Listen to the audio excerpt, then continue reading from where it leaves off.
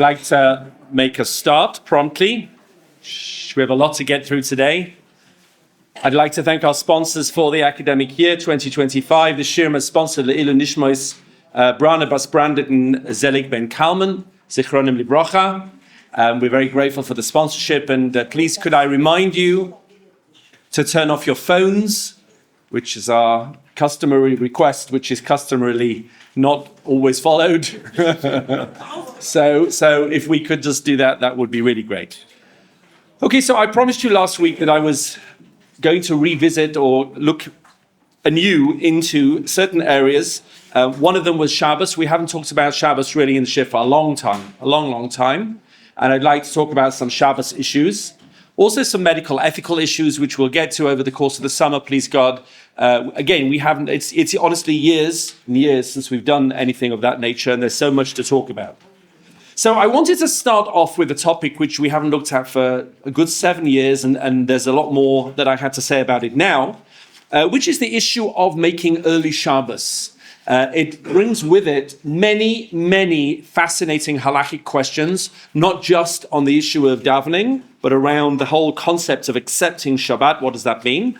And I'd like to look at them with you today. I actually made put a few extra sources on the sheet since I gave this in. So we'll stick more or less with the sheet that you have here, but the one I'll upload to the OU will be a little bit even further revised.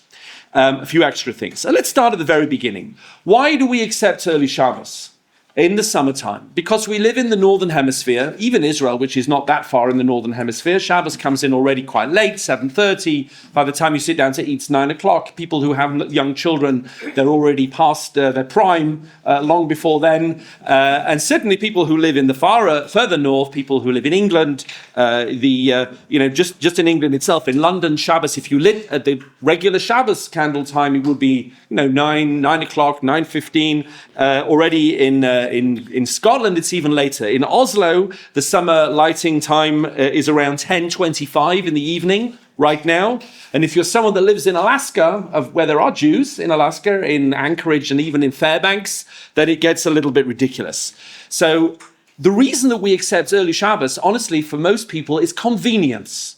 Nobody wants to eat a meal at 10 o'clock at night. And that's going to be an important factor, because if I'm accepting Shabbat just because it's more convenient for my eating schedule, is that the same as accepting Shabbat because I want to bring in its Kedusha earlier, because I want to extend its Kedusha? That's honestly not why most of us make early Shabbat, and then we'll see that that's relevant as well. So let's start from source number one. The world was created in a way that it describes first the evening and then the morning. Vayikra Elokim la'or yom u'lachoshet kara layla vayhi erev vayhi voker yom echad. And therefore we understand that the day begins in the erev, and it's first of all it's erev and then it's boker. So our new day begins at sunset, let's say, around the erev, and it ends at sunset. Now, just in parentheses, that's not the only way to read that verse. And you should just know, and this is a topic which I don't think we've ever discussed, but the Rashbam got into very difficult situations with his pshat explanation on that pasuk. The Rashbam, Rashi's grandson, says no, on a pshat level, surely it means Vayhi Erev, it became evening, Vayhi Vaker, and once it became morning, Yom Echad. That was the end of the first day, which actually when you read it like that, you think, why did I not think of that before? And therefore he says on a pshat level, the day begins in the morning. Sunrise, the Jewish day goes sunrise to sunrise. Now he's not suggesting that halachically, so I should take that back. It's not the Jewish day. But the pshat in the posuk could be that. Halachically he agrees it's evening to evening, and the very fact that he even suggested anything else caused a major uproar, especially with the Ibn Ezra. I don't know if you've ever read the Ibn Ezra's Igeret HaShabbat, but the Ibn Ezra who lived the generation or so after, more or less the same generation as the Rashbam, he was very friendly with Rabbeinu Tam, the Rashbam's younger brother, I should say. So the Ibn Ezra writes in his commentary that he was asleep at night on a Friday night. I think he was in London at the time, actually. I think he writes he was in London. And a dream came into his head, and an angel who was identified herself as Shabbat presented themselves to him and said that you have heretical books on your shelf about the Shabbat. And the Ibn Ezra was in a tumult in his dream. He ran downstairs and he looked for this book and he saw it was the Rashbam's commentary. And he said he wanted to rip it to pieces, even though it was Shabbat,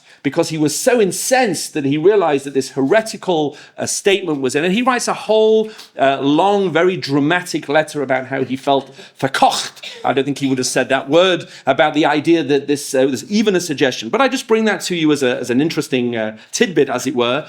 For the Ibn Ezra, he was very upset about it. And he goes to the issue of what is pshat and how does the Rashbam understand pshat different to the Ibn Ezra. The Ibn Ezra is less likely to go against a received halachic approach than the Rashbam is in terms of how he understands pshat. That's not, for now though, there's much more to talk about. So let's take the day begins in the evening and ends in the evening. Now, when it comes to Shabbat, or Yom Kippur, I should say, which we'll see flows over into Shabbat, we'll see number 2. Shabbat Shabbaton hu lachem. The Yom Kippur is a special day of Shabbat. V'initim et nafshotechem. You have to afflict yourselves. We're not getting into what that is now, but here's the key. B'tisha l'chodesh ba'erev. You have to start this process on the 9th, in the evening. Me'erev ad erev, from evening to evening, tishbatu Shabbatchem. Again, it's clear the day goes from evening to evening, but what's it talking about the 9th? Why do I even need to know the 9th? Gemara, quite well known, Gemara number 3, the inita met nashotechem b'tisha l'chodesh, yachal yatchil v'yitane b'tisha. You might have thought I have to start fasting on the 9th, because it says Yom Kippur is on the 9th. Talmud lama b'erev, the Torah says no, it's in the evening. Iba erev, if it's in the evening, yachal mishetech shach, maybe I only have to start fasting once it's properly the 10th. It's really nighttime. Talmud loma b'tisha, no, that's also the 9th. You have to somehow straddle those two realities. HaKetzad, how does that work? Matchil u'mit'ane mi'be'od yom. You have to start fasting already when it's still the 9th and go into the 10th and through the whole of the 10th. Mikan, from here, it says, the Gemara shemosifi michol ala kodesh. There is a mitzvah to be mosif from chol to kodesh. I want to take a little bit of the day before, and we'll see a little bit of the day after, and make them extra kodesh. Even though maybe God didn't require that, I want to do that more. Ve'ein ela b'knisaso. That's only when the Yom Kippur comes in. V'yitziaso minaran. How do I know the same is true? I have to take a little bit from the 11th and make it kodesh. Talmud loma mi'erev ad erev. From this evening all the way to next evening. Ve'ein ela Yom Kippurim. This only applies, this verse, to Yom Kippur. Shabbos minayin. How do I know Shabbos as well? Talmud loma tishbatu. It gives the extra word tishbatu. Einli ela Shabbosos, yomim tovim minalan. How do I know this applies to Yom Tov as well? Talmud loma Shabbatchem, an extra word. HaKetzad, how does this work? Final bottom line, underlined. Kol makom sheneh bal Shvut. Whenever it says Shvut, there's a mitzvah of Shvut, Yom Kippur, Chag, Shabbos. Moisifim michol ala kodesh. You have to add a little bit from the chol and make it kodesh. Okay? Now, what is not included in that list? We have Yom Kippur, we have Shabbos, and we have Yom Tov. They all say Shvus. So Tisha B'Av, interestingly, there's a rabbinic fast. There's no reason in theory to add anything on. But also, what about Rosh Chodesh?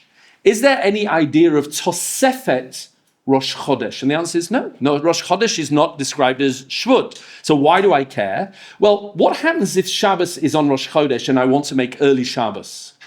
And I'm davening early on Friday afternoon. In terms of Shabbos, that's fine. I can daven early. But can I say Yalev Yavo in Mariv? And I want to add on to Rosh Chodesh. There's no concept of adding on to Rosh Chodesh. Rosh Chodesh is when Rosh Chodesh is.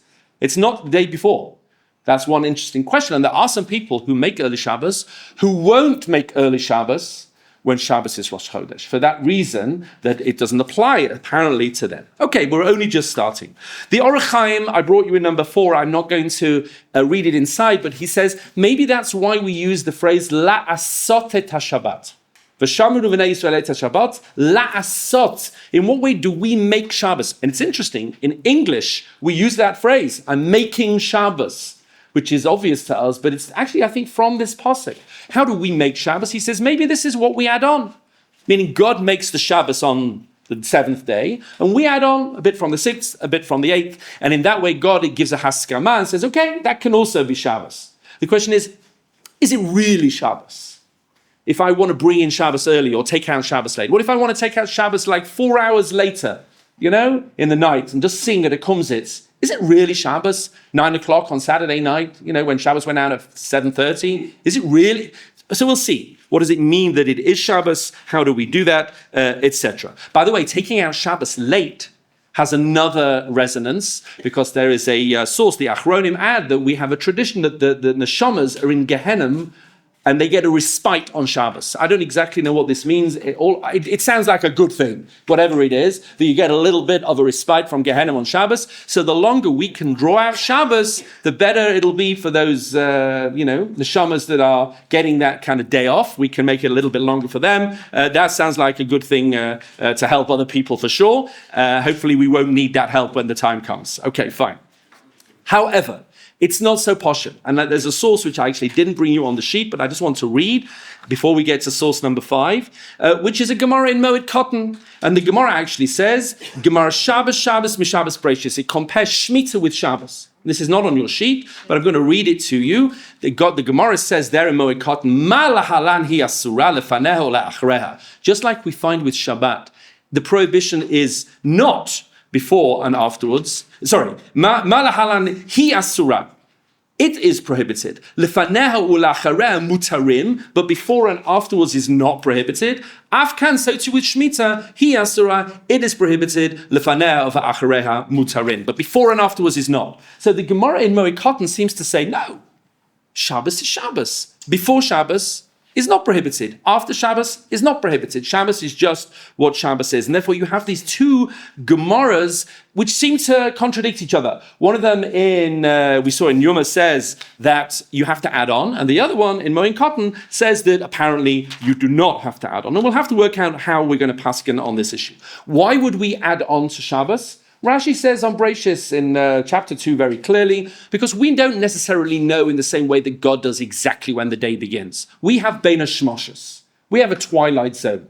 I'm sure there's something deep and philosophical with this as well. God has clear black and white lines. We don't have those lines. So we're just on the safe side. We add a little bit to Shabbos so that we don't want to impinge on that line, even though God doesn't need to sevet Shabbos. We need to sevet Shabbos, although the Ran seems to say something else, that we add on for extra reasons of Kedusha. So you can pick those reasons either on the safe side or to be Mosif Kedusha, etc. There's clearly an idea that applies. Now let's look at number 5. So do we do this? So the Gemara makes an interesting statement. I'm a Rabbi Yosef. So Rabbi Yosef says, Yehei chelki, I want my portion to be mimachnise Shabbos b'Tveria u'mimotzai Shabbos b'Tzipori. If only I could be someone that brings in Shabbos in Tiberias, but takes out Shabbos in Sipori. Now, Tiberias to Sipori is just about walkable on Shabbos, and there are sources that say it was in the Tchum, there were enough little villages in between that you could. Why would you want to bring in Shabbos in Tiberias and take out Shabbos in Sipori? So the Meforshim explain 2 things. Number 1, Tiberias is very low down, and therefore the sun disappears way earlier from Tiberias than it does on the hills, and therefore, the sun's going down, I'll bring in Shabbos early. Obviously, if you live next to a big mountain, you don't need to bring Shabbos in the minute the sun disappears behind the mountain. It could be 1 o'clock in the afternoon. But nevertheless, it's going to be earlier, and Sipori is on the hills, and you can see Shabbos, the sun a little bit later, so you'll take out Shabbos later. So that's the idea. Bring it in earlier, bring it out later. Maybe it's an east-west thing. Tiberias is in the east. So Shabbos will come in that few seconds earlier, and then I'll run to Tzipori a little bit to the west, and I'll take out Shabbos. The same idea that we want to bring it in a little bit earlier, we want to take it out a little bit later. And in fact, this is the halacha. Let's look at Shulchan Aruch. We're going to have a lot of halacha l'maisa. Shulchan Aruch rules this halacha. Number 6. He says, Yesh omrim. There is an opinion. Shitzarich lahaisif michal el hakodesh. That you have to add on from chol to kodesh. What does it mean, Yesh omrim? There is an opinion. So it's interesting because we all follow this opinion. Why does it start with a Yesh Omrim? So the Meforshim say, because the Rambam never brings this halacha. And that's one of the mysteries in the Rambam. He never quotes the halacha anywhere of Tosefet Shabbos. So the Shulchan Aruch, who at the end of the day is a Rambam devotee, even though he paskins like the Rambam, the Rosh, and the Rif, it's really the Rambam. The Rambam is king. Not Elvis, okay, the Rambam. Therefore, he paskins like the Rambam. The Rambam doesn't say it. Yesh Omrim. But that just raises the question, why doesn't the Rambam say it? So some people say, well, because the Rambam holds it's not a Torah mitzvah, it's a rabbinic mitzvah. Okay, shkayach, he brings all the rabbinic laws in the Mishnah Torah. That's not a reason to leave it out. And there are some people that want to say, no, the Rambam paskin like that Gemara in Moed Cotton that you didn't have on your sheet. And no, Shabbos is when Shabbos is, and beforehand and afterwards is not prohibited, and therefore the Rambam and the Torah may be paskin like that. But the Shulchan Aruch doesn't. He brings down that we do keep Tosefes Shabbos. V'zman Tosefes Shabbos hi mitzchila hashkia she'ein Hashem ish nireh. Now look at this carefully, because it's not what you think. So says the Shulchan Aruch, when do you add on? From when the sun goes down and is no longer visible, al haaretz, on the earth, ad zman bein hashmoshes, until bein hashmoshes begins. That's when you can add on. Now, that's not how we do it. Because as far as we're concerned, once the sun's disappeared, it's too late. It's already Shabbos. You can't add on. It's too late to add on. And this raises the question that we're going to dive into next week, which is the Shulchan Aruch, together with most Rishonim, held like Rabbeinu Tam, not like we do today. Now, you'll have all heard of Rabbeinu Tam, that there are people who take out Shabbos late. Well, I've got news for you. Rabbeinu Tam also brought in Shabbos late. He rules later than we do. He rules as follows. We're used to thinking, and we'll see the Vilna Gaon paskins this way, and we'll get into this next week, that the twilight zone begins when the sun goes down, and it lasts for 3/4 of a mil, which is, let's say, about 13 or 14 minutes. That's the twilight zone. Rabbeinu Tam said, no. There's another Gemara that says the Bein Hashmoshes is not 3/4 of a mil, but is 4 mil, which is 72 minutes.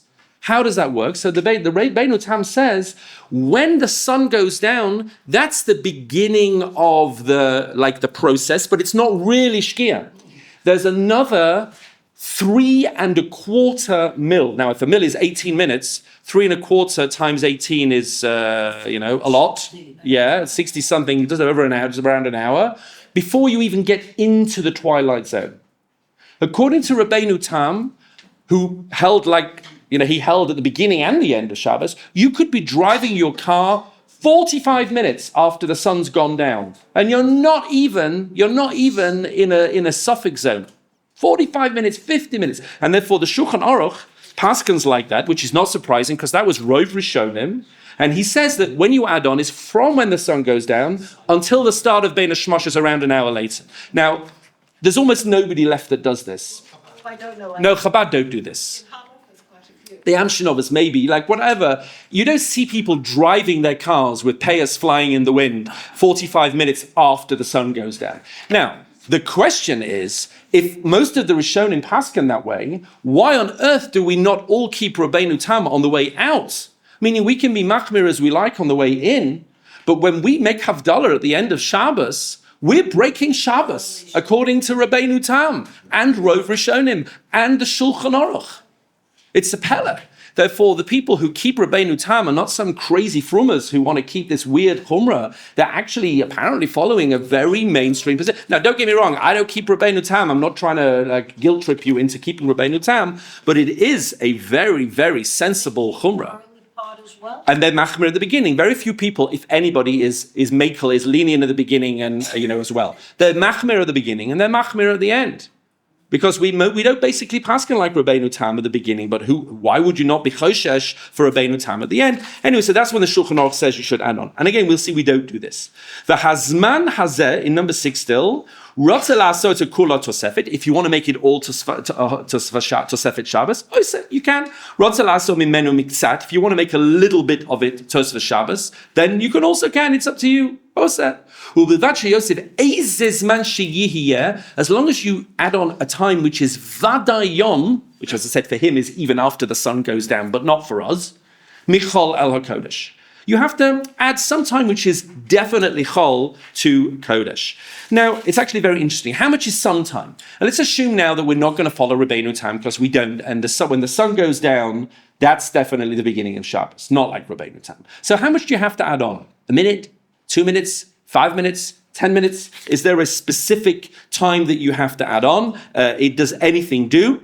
So let's have a little look now. Look in Mishnah Berurah, number 7. The Eze Uzman. What does the Mishnah Berurah say? The loy sagi b'hoisafa kol shehu. It doesn't mean a second.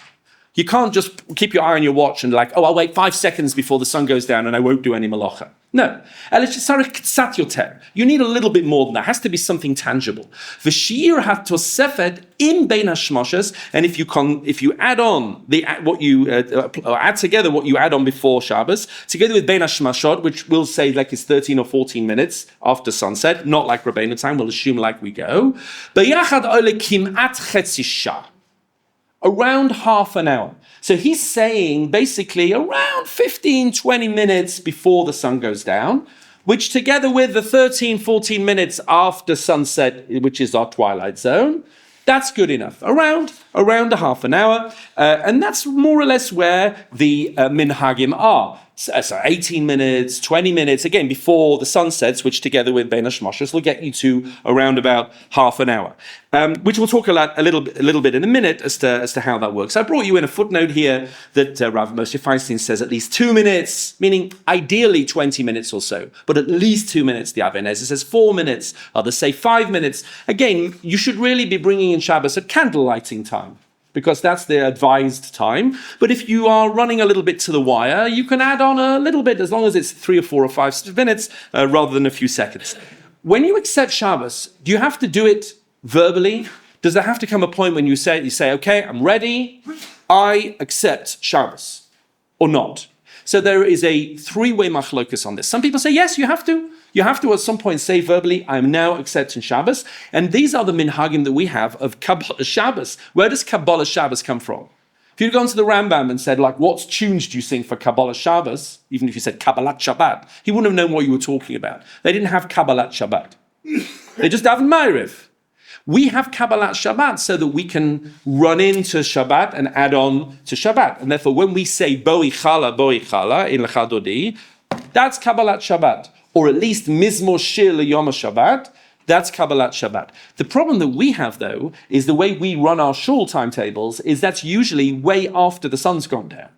By the time you get to Mincha, and most people are late for Mincha, and by the time you've davened Mincha, done Chazaras Hashatz, sang all the Kalbach Nigunim in the world, okay, and then you get to Boi Chala, it's like, way too, it's probably Vadain Laila.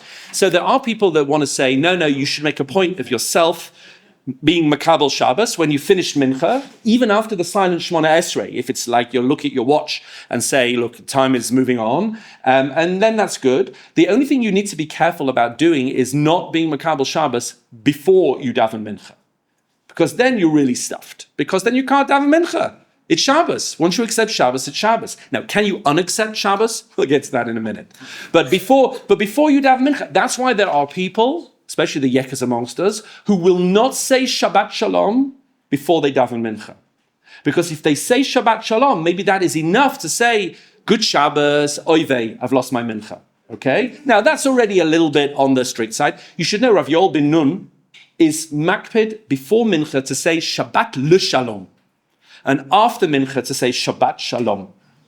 He doesn't do anything without having thought it through very, very carefully, okay? And I asked him once, was this Shabbat l'Shalom? He says, well, I don't want to lose my mincha, etc., etc. There are others that say, no, as long as it's mental, that's okay, a mental acceptance, or maybe even just a passive, I'm not doing any malacha. So even if you never explicitly said it, it's probably okay, yeah. You talked about 20 minutes, but what about the Minhag Yerushalayim? Good. So the Minhag Yerushalayim actually is there for another reason, which we'll see in a minute when we get to that.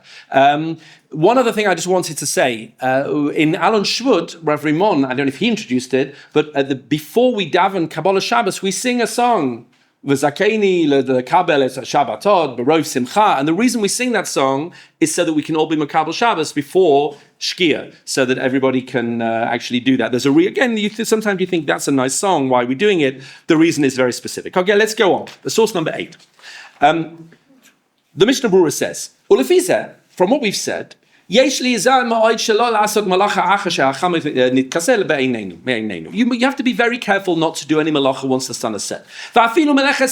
Even for a mitzvah, you can't do it. Kagain had lakas neiras, you can't light candles once the sun's gone down. Lesuda Shabbos, you can't make Shabbos, you can't cook. Once the sun's gone down, you've really missed it. You have to finish all the malacha before the sun goes down, because then you're into the twilight zone, and that's not good. You say good advice, which I don't always get to follow myself. Don't leave it till the last minute, he says. Look when the sun is in the tops of the trees. That should be a sign to you that it's nearly Shabbos. You shouldn't still be on your computer, okay? As my wife would tell me, it's time, okay? Someone who wants to be machmir, uporesh atzmo mimalacha chetzi shah or akaponim shlisha kodim shkia. He's adding on a little bit more now. Maybe not just 30 minutes, including Ben Hashmoshes, but a half an hour before the sun goes down, which will be like your 40 minutes, including Ben Hashmoshes, okay? Or at least 20 minutes before the sun goes down. Ashrei loy, dehu yotzi b'dei yidei shitas kol harishonu, because then you can be yotzi according to everybody, and therefore you end up with this now sort of the inflation of how long you have to keep before Shabbos. 18 minutes, 20 minutes, 25 minutes, 30 minutes, even 40 minutes. Interesting, the 40-minute concern, the minhag of Yerushalayim, is because there are those that say you should wait a half a halachic hour before Shkia. And in the summertime, a halachic hour, dividing between, we'll see morning and night, we'll see what that is more than 60 minutes. So half a halachic hour will come up to more like 40 minutes of regular time. That's really where 40 minutes comes from. Next week, we'll talk about the Shita of the Yereim, which we're not going to get into now because it'll take us too far. We still have a lot to do. Okay, fine. Is Tosefes Shabbos really Shabbos? I make early Shabbos. I come home from shul. It's still light. We make Kiddush. Is it really Shabbos? Or am I it's as if it's Shabbos? I've taken on myself that I'm keeping Friday ke'ilu that it's Shabbos. We will also walk back to shul and seeing all these people driving. Right, correct. So is it really Shabbos? So let's have a look at number 9. So number 9 is a very interesting thing. Okay, you might think that the time of you've added on is not in the prohibition. It's like not chayv kares maybe. But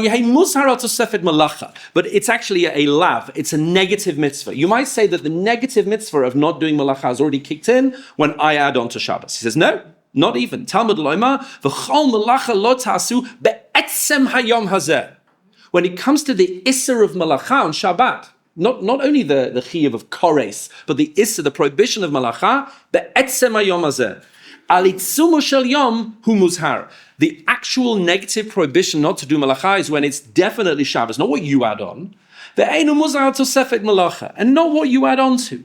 So, what is the status of that time that I've added in? I brought in Shabbos an hour and a half before. It's not actually Shabbos. So there are two ways of looking at it. One way of looking at it is that there is a separate mitzvah of adding on Kedusha. That's the mitzvah I'm doing. I have now done the mitzvah of, and some people say it's a Torah mitzvah, of adding on to Shabbos, and that's why I'm bound by it. It's a separate mitzvah. It's got nothing to do with Shabbos itself directly, the malacha, but it's another mitzvah. By the way, this raises the question, are women obligated in Tosefet Shabbat? So you'll say, well, of course they are, because women are obligated in all the dinim of Shabbos. Yes, women are obligated in the dinim of Shabbos, but they're not obligated in the dinim of Friday, necessarily. Let's say it's a positive time-bound mitzvah to add on Friday. Okay, well, that's not part of the Shabbos package. It's a positive time-bound mitzvah. It's a little bit like the discussion about Havdalah. Are women obligated in Havdalah? And there are many women who are very careful to ask a man to make Havdalah. Why? Because is Havdalah a din in Shabbat? In which case women are part of the package. Everyone who's in Shabbat is in for a penny, in for a pound, as they say in the Gemara. Okay? So women are obligated in that. But if Havdalah is part of Motzei Shabbat, it's a positive mitzvah you do on Saturday night, well, it's a positive time-bound mitzvah. Women will not be obligated by that. It's a Saturday night mitzvah, not a Shabbos mitzvah. The same is Tosefet Shabbat. What is the status? So maybe it's a separate mitzvah. Let's assume women are obligated, which is what most poskim say. So what is it? So maybe it's this extra mitzvah. Maybe it's a neder. Maybe I made a neder. I'm going to behave as if it's Shabbat. And that's really binding in a positive mitzvah. I'm not, I have a mitzvah to keep my neder. But once you say that, then it raises some interesting questions. What if I change my mind? What if I bring in early Shabbos, and then I realize, oy vey, I've forgotten to do something really important, and can I run to the Rov down the road and get Hataras Nedarim? Can I put together a little beis din? Okay, I need 3 people, I've taken on Shabbos, I need 3 men, I want to untake Shabbos. Can I do Hataras Nadarim? And then it's Ois Shabbos. If it's a neder, then why not? If it's a neder, can the husband be meifir the neder of the wife? Hafarat Nadarim. If the wife makes a neder on the day that the husband hears about it, he can annul it as long as it's something that affects the marriage. So she says, she lights candles, so she says, Good Shabbos, everybody, and she thinks, I forgot to put the potatoes in. Okay? Can the husband say, don't worry, darling, mufaralach, mufaralach, mufaralach, you're all finished, you're all gone, do the potatoes, we've got to eat potatoes on Shabbos and then light candles afterwards. Or is that just not possible? What's that? Why can't we put any potatoes? Oh, I never even thought of that. That never even occurred to me. That is an entirely different share. Okay? Interestingly, every woman in this room was thinking that, and every man in this room is thinking, yeah, can he be made for the neder? That's a good question. Yes. When my husband took on early minyan, Yes. and Shabbat, I waited until I had to. Good, so we'll get to that. When the husband takes on early Shabbos, that does not bind the wife to take on early Shabbos. But we're asking something a bit different. When she takes on Shabbos, can he be made for the neder? There was a case in Yerushalayim many years ago where a baby was meant to have its bris on Friday, okay? And the moil came, looked at the baby, and said, the baby is yellow. There's no bris. We can't have the bris on Friday. We'll do it on Sunday. Fine. Then the moil later on in the day was Makabel Shabbos. He brought in Shabbos. And somebody else, another moil, looked at the baby on Friday afternoon and said, the baby's fine. Today is Yom HaShmini. It's Friday. It's a Friday bris. Do the bris now. So they called the real moil, the moil that they'd agreed that they would do the bris with, and said, the baby's fine. Come, quick, we get it in. The mitzvah, Yom HaShmini, we can get it in before Shabbos. He said, I've already accepted Shabbos. It's already Shabbos. So they said, Well, 1 second. A bris overrides Shabbos. So even if you've already accepted Shabbos, you can still perform a bris on the 8th day. He said, No, a bris overrides Shabbos when it's Saturday Shabbos. A bris doesn't override Shabbos when it's Friday Shabbos that I've accepted early. He said, I'm not going to do it. And he didn't do it. And they did the bris on Sunday. Later, they asked Rabbi Eliashiv, was this right? What should we have done? He says, no. The moil should have done Hataras Nadarim. We could pass it. It's a machlokas, he says, but we can assume that the Tosefes Shabbos is a neder. He'll do Hataras Nadarim. He'll be Ois Shabbos. He'll do the bris, and then he'll be Makabel Shabbos again. Very interesting. So, yes, sir. I think the whole question boiled down to like when Makabel Shabbos was just Shabbos for me, am I actually changing the status of the day? Correct. And by the way, in many respects, we say you're not changing the status of the day. I brought you some interesting examples in the footnote. Even when you bring in Shabbos, it's still in many ways Friday. For example, if you forgot to count the Omer on Friday, and you've been Makabel Shabbos the next day, you've davened Ma'ariv even. Is it too late to count Friday's Omer? No, actually. Just because you're behaving as if it's Shabbos, maybe as a neder, maybe as a special mitzvah, it's still Friday on a certain level. You can still count the Omer. There are other things as well. For example, a woman forgot to do a hefsek tara, which could be quite important in terms of when she's going to mikvah. And then she says, I was Makabel Shabbos. Am I too late for Friday? No, you're not too late for Friday. If a woman sees bleeding in terms of counting her days, and it's after she's Makabel Shabbos, she can say, no, I started on Friday. And that can count my days from Friday. There are many examples of that nature. If a baby is born after Kabbalah Shabbos on Friday afternoon, right at the last minute before Shabbos, when is the bris? Friday. The baby's a Friday baby. Everybody was Makabel Shabbos. It was before Shkia. The baby is a Friday baby. So even if you're Makabel Shabbos in many ways, that is still, it's still Friday in some respects. Okay, how early can you be Makabel Shabbos? Let's go on. Source number 10. Says the Ramah,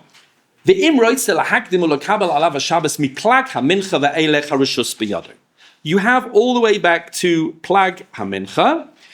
What is Plag HaMincha? So Plag HaMincha is 1.25 halachic hours before the end of the day. It's not very complicated. You divide the day, we'll see what the day means into 12, from beginning to end, 12 halachic hours, 1.25 hours before the end, i.e. 10.75 hours into the day.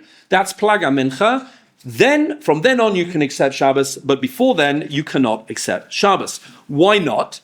Because before Plag HaMincha, you can't even daven Ma'ariv. We'll get to that in a minute when we see that. And therefore, Plag HaMincha is the earliest you can ever say it is the next day. And the Mishnah Berurah says that's how we pasken. And therefore, if you were to bring in Shabbos before Plag HaMincha, and you need to check the times. If you're making early Shabbos, you need to check the times.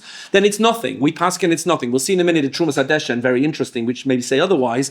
But we say, sorry, you lit candles too early. You have to put them out and light again with a bracha. You daven Ma'ariv too early. If you bring it, you have a Shabbos, early Shabbos at 2 o'clock in the afternoon. No, sorry, it doesn't do anything. It's before Plag HaMincha. It's too late. And therefore, when we make these early Shabboses, the woman has, if she's lighting candles, she can't light candles before they go off to shul for early Shabbos because they're going to daven mincha, we'll see in a minute, before Plag HaMincha, and it's too early to be Makabel Shabbos. She has to wait a little bit. Like you said, she doesn't have to bring in Shabbos early just because he's doing early Shabbos. Does she have to have the candles lit when he comes home? Preferably. Rav Moshe says it's better that the candles are lit because it's not just for her, it's for the whole house, and he shouldn't come home from shul, good Shabbos everybody, she's still running in the shower and lighting the candles. That's a little bit, says it's not ideal, okay? I don't know if it's necessarily completely ossa, but it's not ideal. Nevertheless, she can't light the candles before Plag HaMincha. That's very important. I mentioned before that we'll come back to that. There are certain times when people don't want to make early Shabbos. Rosh Chodesh. There's no such thing as Tosefet Rosh Chodesh. What about a Yortzeit? Someone has Yortzeit on Shabbos. And they say, okay, we're making early Shabbos. Who said there's Tosefet Yortzeit? Meaning, if the Yortzeit's on Shabbos, the Yortzeit's on Shabbos. If he's going to daven from the Amud and say, I'm davening because, it's my father's Yortzeit or something, then who says he can do that on Friday afternoon? It's not the Yortzeit. Oh, but I brought in Shabbos. Yeah, you brought in Shabbos. Are you going to say it affects the neshamas in Gehenna? Okay, so maybe for the neshama, let's say my father's not in Gehenna, okay? He's somewhere else, so he doesn't bother him, so it's not Shabbos yet. Interesting. What about bar mitzvah boy? The bar mitzvah boy is on Shabbos, boy bayam. And they say to him, you'll daven Ma'ariv for us. Can he make early Shabbos? I mean, the bar mitzvah there's no such thing as Tosefet bar mitzvah. There's Tosefet Shabbos, it's a Kedusha thing. Who says he can daven Ma'ariv from the Amud as a 12-year-old? He's missing 2 or 3 hours, an hour. You're not bar mitzvah yet. But I brought in Shabbos, shkoyach. But does that mean you're 13? No, you're still 12, and 364 and a half days. Yes. Since you brought up the issue of Rosh Chodesh, when davening an early Ma'ariv at Prague, Yes. as far as I know, people in Noek say. Yes, they do say Yalav Yava, correct. Why would that be any different than saying That's- on the Shabbat? Okay, good. I'm not saying it's definitely a problem. I'm saying there are people who hold. I believe it was Rav Jolti, I think, who said it's okay if you say it's, but yeah, I put it in the footnotes. Okay, let's go on. I've got a lot I want to cover, and I certainly don't want to talk about this for 2 weeks. Okay, fine. Let's go on to source number 12. There's an interesting statement in source number 12. It says the Gemara, Rav Iklalebe Geniva, this was Rav's, another Chocham's house. He went to this other person's house, but Tzalish Shel Shabbos be'erev Shabbos, and he davened early Shabbos. He made early Shabbos. If Rav can make early Shabbos, then I can make early Shabbos, right? Not so fast. Shma mina, we learn from this, mitpalen adam shel Shabbos be'erev Shabbos. We learn from this that it's possible to daven Ma'ariv on Erev Shabbos early. Now Rashi says, Shekibel alav Shabbos min be'oid yom. Rashi understands that he's bringing in early Shabbos. He davened early on Shabbos. However, it's not so straightforward because it may be that he was just davening early because he always davened early. Meaning the story says he davened Ma'ariv a little bit early on Friday. Well, maybe he also davened Ma'ariv early on Thursday, Wednesday, Tuesday, Monday, and Sunday as well. When is the time for Ma'ariv? When do you daven mincha? When do you daven Ma'ariv? And that leads to a very interesting question. Look with me, please, in source number 15. So the Mishnah, when it comes to mincha, Ma'ariv says, Tfilat mincha ad ha'erev. Mincha is until nightfall. Rabbi Yehuda Omer ad plag ha-mincha says, no, mincha is until plag ha-mincha. 3 and a quarter, an hour and a quarter before the evening. So that's the time. You have mincha all the way till the evening, and Rabbi Yehuda says, no, mincha stops earlier. Tfilat ha'erev and Ma'ariv ein la keven. The Rambam explains Ma'ariv used to be a reshut, used to be an optional tefillah. Still for women today, very few women daven Ma'ariv on a regular basis. It has a different status. So the Torah, the Mishnah there says, Ma'ariv doesn't have its own fixed time. Whenever mincha finishes, there's man for mincha, that's when Ma'ariv starts. So there are 2 approaches. You can either daven mincha all the way till, let's say, sunset, and then Mariv begins, or you can daven mincha till plag, an hour and a quarter before, and then Mariv begins then. Can you mix and match? Can you say, well, I'll do a bit of this and I'll do a bit of that, etc.? So the Gemara doesn't make a choice between these two. Look in number 17. Amar Rav Chizda. Nechzi ano, we can see now. Midirav maslis Shabbos be'erev Shabbos mi'ba'oidion. Since Rav davened early, we saw that he did this on Friday, either because it was special or because he always did that. Shma mina halachak Rabbi Yehuda. The Gemara says, no, it's because he holds that Mariv begins early. He would have done that on a Wednesday and a Tuesday and a Monday as well. But we see other Rabbonim, other Amoraim, that would not daven early. They would only daven by Nacht. So that sounds like the halacha is not Rabbi Yehuda. You have to wait till nightfall for Mariv. You can't daven from plag. So the Gemara says, what are we going to paskin? Interestingly, since there's no decisive conclusion in the Gemara, either this way or that way, you get to choose. The Avad Kamar Avad, if you want to do like this view, you can do it. The Avad Kamar Avad, if you want to do like that view, you can do it. Meaning you get choice. If you ever complain, I don't feel I have halachic choices in life, this is a choice. You can decide, I want to paskin the minchas till plag and mariv straight after that, or I want to paskin the minchas till nacht and mariv straight after that. You choose, it's your life. Shulchan Aruch, go to source number 18. Shulchan Aruch says, basically, I'll cut it short because I'm not going to have time to read all the long sources. The Shulchan Aruch says you can choose, but you make a choice for life. You make a choice for life. You choose. The big moment as a bar mitzvah boy. What's it going to be then? You're going to have mincha till nacht, or you're going to have mincha till plag. And then you stick to it. And that's you for the rest of your life. He says, if you're in a pickle and you realize that you've messed it up and you've left it, you can, as an exceptional thing, you can go like the other opinion that day. But really, you've become an early man or a later man. And you have to make that choice. And he said, our minhag is to wait until nacht to daven. The Ramah comes in and says, okay, I agree that you have to make a choice. But our minhag is to daven mariv early. Now, the Ramah lived further north. So presumably in Poland, they were not going to wait till Nacht all the time to daven Mariv. He says, but you still have to make a choice. Now, are we machmir like that? Do we say to people, okay, make a choice and subscribe, which you're going to do? The answer is no. We're not machmir like that. People can do one day like this, one day like this, one day like that. Sometimes they like to daven Mincha Gedola, they'll daven Mincha at 2 o'clock, and the next day they'll say, okay, works for me better to daven Mincha Ketana, daven Mincha at 6 o'clock. That's fine. We don't make you make a choice. But on the same day, you can't have your cake and eat it.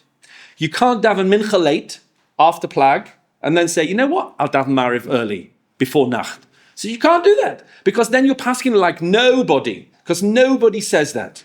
Nobody says you can do both. That's completely contradictory. But we do. We do. So the Mishnah Berurah brings down and says it's not very good to do this. But when you have a minyan, and you certainly shouldn't do this if you're on your own, because you've got no excuse, you can always daven whatever you choose. But if you're in a minyan, and the only way you can get a minyan is by doing it at a time where it's like Tarti Desasri, both of them, okay, that's the only way you can get a minyan, that's the only way you can get a minyan. And that's actually what happens in a lot of communities in Chutz La'aretz. They daven every night at 7:30 or whatever it is. They daven mincha, they daven mariv, and mincha's after plag. Let's say plag is 7 and mariv is before nacht, and it's a big tumult. But that's the only way they're going to get a minyan. More and more, the more yeshivish crowd is becoming more particular that the mincha is exactly timed to be exactly before plag, and mariv is exactly after plag, or at least you time it in the shtibelach so that your mariv's at least after the sun goes down. It's at least in Bein HaShmoshes. And I've done, a lot of people do that. But really, you shouldn't be mixing and matching. It's really not ideal. But that feeds into the whole Friday story as well. So why doesn't everybody make early Shabbos? It seems like a perfect thing to do. Because the Vilna Gaon was very against it. Have a look in source number 21. And then we'll see a beautiful Trumas Hadeshen, which I think you'll find very interesting. Says, this is the commentary of the Vilna Gaon on Shulchan Aruch. Tfilat Ariv Bizmana. Dafka. He says you have to daven Mariv when it's dark. He doesn't like people davening early. Afilu b'Shabbos. Even if it's Shabbos. Afilu b'Yachid. Even if you're a Yachid. Now, if you live in the far north, that's quite inconvenient. I remember when I was in law school, I was in a place called Chester, and there was no minyan that davened earlier, and I was on my own. I'd have Mariv on my own every single night. And in the summer, it was like 10 o'clock, 10:15, 10:30. I needed to get my beauty sleep and go to bed. But we managed. But he says that's why a lot of people turn around and said, no, you cannot daven Mariv earlier. You can only make Shabbos when Mariv is at Nacht, because generally speaking, and in Israel, I think they're very particular about that. Most places, it's very rare that you get a Mariv minyan before Nacht. Okay, it's almost always after Nacht, and that's how it works. Have a look at this Trumas Hadeshen with me, because I think this is a lot of fun. Number 22, the Trumas Hadeshen. He lived in Germany, in Central Europe, I think more in Austria, in the 15th century. And he says as follows, Shaila, number 22. When it's a long summer day, he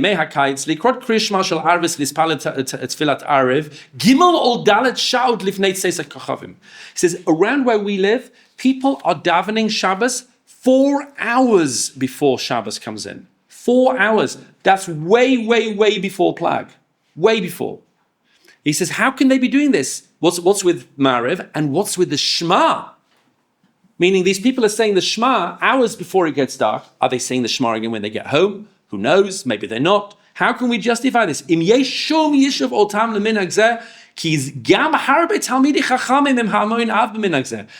Talmidei Chachamim doing it. You'd never get away with this today. Doing a Shabbos afternoon mincha, and Mariv 4 hours before Shabbos comes in. But he says, this is what's happening all around me. And look what he says. Tshuva. We have no way of explaining how they do this. Gimel or Dalet shots. We don't know. When Rabbeinu Tam says Plaga Mincha onwards, you can daven Mariv, Rabbi Yehuda, and maybe you can even be Yotze Shema. Now we don't do this today. We repeat the Shema, but maybe you can argue that you can be Yotze the mitzvah of Shema, the nighttime Shema, even from Plag. Hutzvila Shal Aravis, and we daven Mariv. That's from Plag. Because of a Mordechai v'agos ha'moinis v'ravya, because of the Divrei Rabbeinu Tam ikahem. Okay, we follow Rabbeinu Tam. We live in Europe. And if you want to wait till Nacht, you look like a big frummer. So it's very interesting. He says, don't you cast aspersions on the fact that we daven Mariv early from Plag, not earlier. And you say, I'm going to wait till nightfall. It looks like you're frummer than the whole Ashkenazi population. And by the way, Rabbeinu Hananel said the same thing. In North Africa, they used to daven earlier as well, and people who insist on davening Mariv late and make out that everybody else is wrong. How can you do this? You're all wrong. How can you turn around and say that Kehillah is wrong? That's called arrogance. It's religious arrogance. It's frumkeit in its worst sense. He says, you can't do that. Okay, but that's from Plag. That's a whole different story. After the ellipsis. You can't justify this minhag that we have in Austria based on the Talmud. It has to be from Plag. I'm going to try them. Because again, he's faced with a problem. There are Talmidei Chachamim in Austria who are davening early Shabbos 4 hours before it gets dark. And there's no basis for it. But I said, I've got to find some reason to justify it, because how can everybody be wrong? So look what he says. So this is my try. People are very weak. The whole world is very weak. I mean, it's interesting. Maybe after the Black Death, Taka. This is not so long after the Black Death. It says there's a lot of weakness in the world. The Jews are hungry. They need their food. They're starving. This is like my grandmother wrote this tshuva actually. They need to eat on this Friday. They can't wait till this night. But Yamarukim, it's the nighttime at 10 o'clock. If you tell people they can eat early and not make Shabbos yet, they won't come to shul at all. Tell people so have a bite to eat early and come later to shul. That's not happening. A bite to eat is the end of the day. No one's coming to shul. And that's why a lot of people don't want you to eat at all on Erev Shabbos in the afternoon because you're not going to come to shul. So it won't work to daven tefillah, to eat early. And therefore the scholars weren't able to stop the people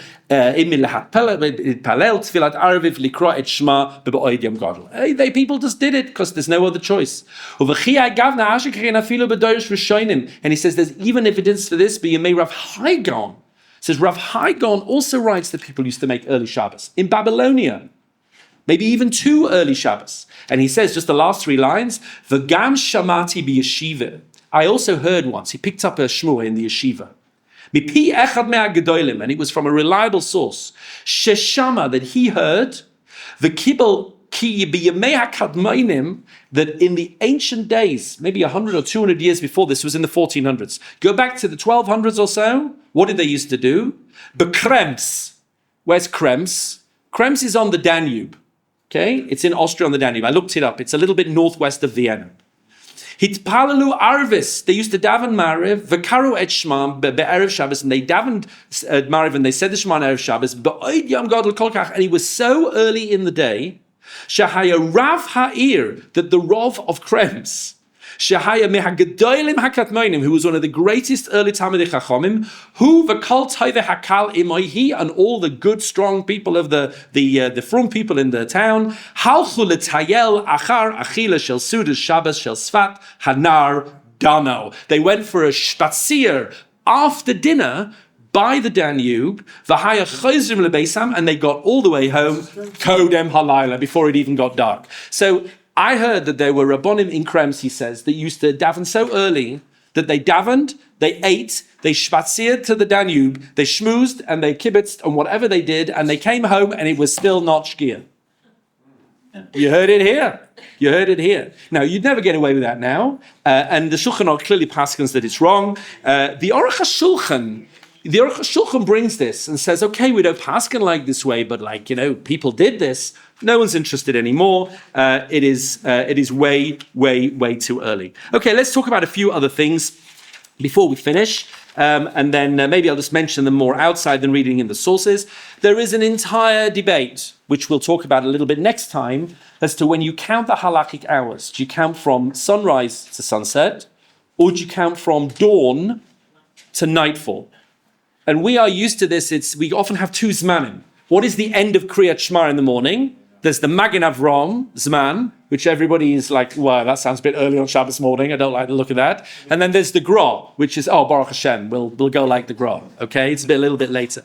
The Magen Avram is starting early, and therefore even though his Shaus Zmaniyos, his halachic hours are a bit longer, he starts so early that he ends up being an earlier Zman.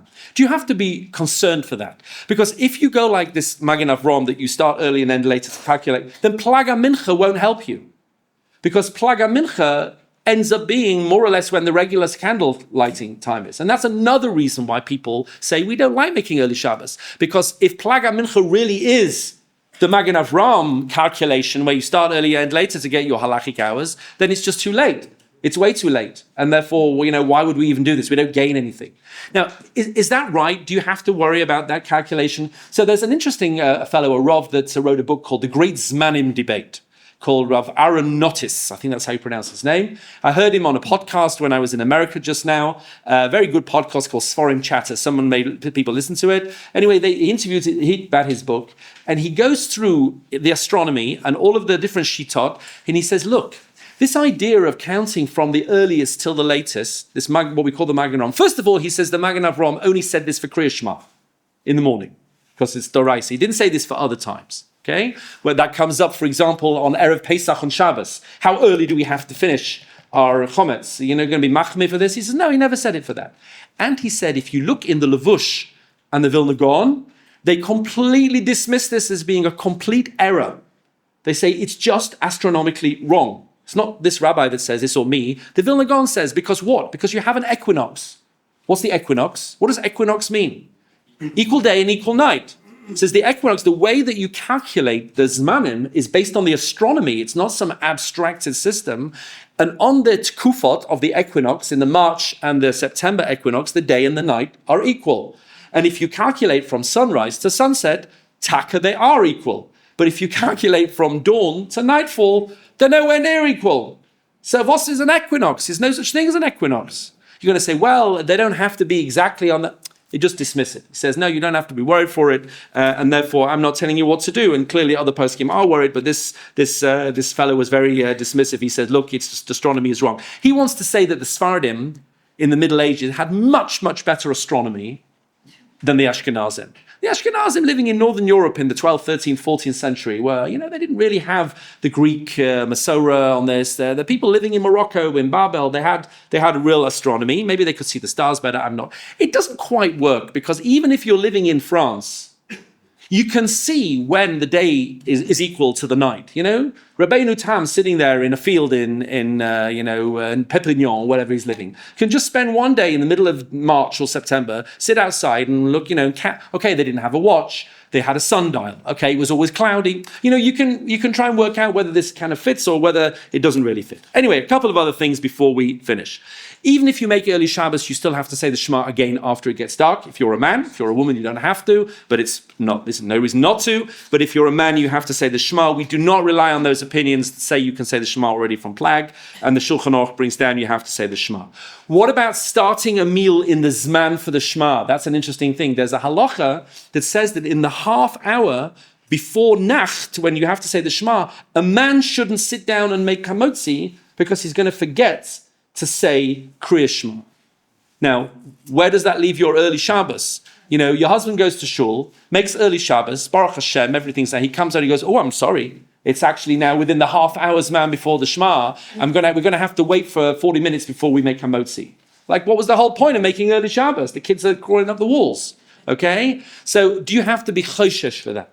So if you manage to get in early before that half hour's man, then it's fine. Then you can say Shema at the end of the meal. I always put my watch on if I make early Shabbos, on my other arm, so that it's a reminder. You can put something on the table, says say the Shema or something. That's good. The Mishnah Berurah brings down that if your family's going crazy and it's everyone's upset and it's shalom bayis, then okay, you can start the meal within that half hour. But then he says, really, you should keep your eye on the time, and as soon as this man comes, you should say the Shema in the middle of the meal because you started really in the wrong time. But okay, if shalom bayis, that's okay. A couple of other things. There is this whole Aruch HaShulchan, I brought you in source number 29. There were people that said they didn't want to say Kiddush in the first half hour of the night. Why? Because of planet Mars. Mars is rising in the astrology. And therefore there were people who he said, in the non-Jewish world, used to sit and cry in the first half hour of the night because it was a dangerous time. Mars is the god of war. It's a dangerous time. It's a time of danger. And he says there were people who said maybe we shouldn't say Kiddush during that. He goes absolutely ballistic. And he says, no way in the world you are going to tell me that I can't make Kiddush because go and sit there and then cry because Mars is rising. We're not subject to the stars in that way. And therefore he completely dismisses it. Okay, last couple of things.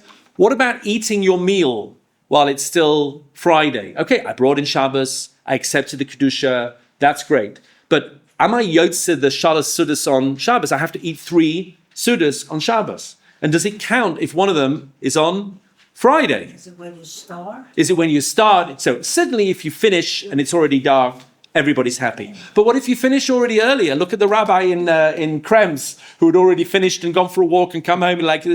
So the Mishnah Berurah says, look, it's better to have a kazayas, at least when it's dark already. Maybe kazayas of bread is even better. But usually I find even when we make early Shabbos, the meal schleps on easily so that it's already dark. But maybe you can keep an eye on that. A couple of other things. Can you ask a Jew who has not yet been Makabel Shabbos to do things for you when you've been Makabel Shabbos? This is very, very common. And the answer is absolutely you can. And everybody agrees on that. And it's more lenient than a non-Jew.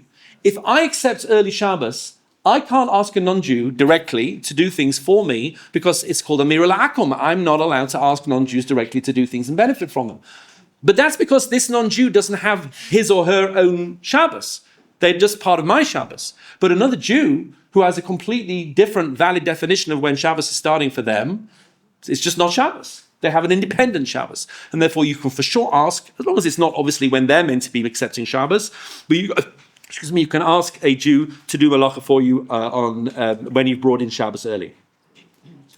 I used to have the job when I was living in London as the gabbai of the shul to find a non-Jew in the street on Shabbos afternoon to turn on the fans that the caretaker always used to turn off, and we were schwitzing in the shul. And you try find someone who you know is non-Jewish walking down Hendon, the street on Shabbos afternoon. It was. I had so many examples where people said they were not Jews and they were whatever. It doesn't matter. The last question, just before we finish, the last question, because it's nearly time, is what about women? So Rav Moshe has a tshuva. It's the last source on the sheet. I'm not going to read the whole thing through, obviously, but Rav Moshe Feinstein has a tshuva where he's asked if the husband accepts Shabbos early, does the wife have to as well? And this was your point before. And he says basically, no, she does not have to accept Shabbos early. She can do her own thing. She said, it's better if she's doing malachas for him, that she doesn't do them after he accepts Shabbos. He says, but even that's a bit of a chumrah. And the Shemira Shabbos Chasa says, it's not really, exactly right. And he says, but when he gets home from shul, already it should be like a Shabbostic atmosphere. And then he says, but it could be actually that this is completely different if the community accepts. Let's say you live in a town, and there's one community in the town, and that community accepts early Shabbos. This is a very important point. It may be then that you don't get a choice, because the Shulchan Aruch says that you are dragged after the community in the town. There's one shul, they make early Shabbos. You can't make late Shabbos then, necessarily, unless maybe there's a very good reason. But in most places that Jews live, there are at least two shuls, the one they go to and the one they don't. And therefore, if one of those shuls is making early Shabbos and one of those four shuls is making late Shabbos, so then you're good to go. Yes? What about the commandment you should not add and detract from the Torah? Okay, so that only... I understand, but that only applies in a situation where the halachic system doesn't encourage you to do that. You could ask that about every D'Rabbanon. The rabbi said, I have to now light Friday candle. Well, the Torah never said that, so why are you adding on? No, the part of the Torah system is to accept the rabbinic law system. It's two of the 613 mitzvahs. So the Torah only says not to add on when there's no legitimate reason for adding on. You just want to have Shabbos on Sunday as well. But when there's a whole mitzvah to add on, there's no problem to add on. And then Rav Moshe just finishes and he says, maybe the whole thing of adding on early Shabbos is not the way that they talked about it, because we're just doing it for convenience. We're not doing it because we're holy. We're not doing it because we want more kedusha in our lives. We're doing it because it's just annoying to eat late. He says, and maybe then, who said the wife is bichlal dragged into that at all? He wants to do that because it's convenient. Fine. She wants to keep on doing malacha because it's convenient for her a bit more. Fine as well. Yes, last question, then we must go. We have to say Shema is Friday night. Yes. But we don't have to say Kiddush again Friday night. No, because Kiddush depends on Shabbos, and you've made Shabbos, and now it's Shabbos. Okay, we'll end there, ladies and gentlemen. Thank you so much.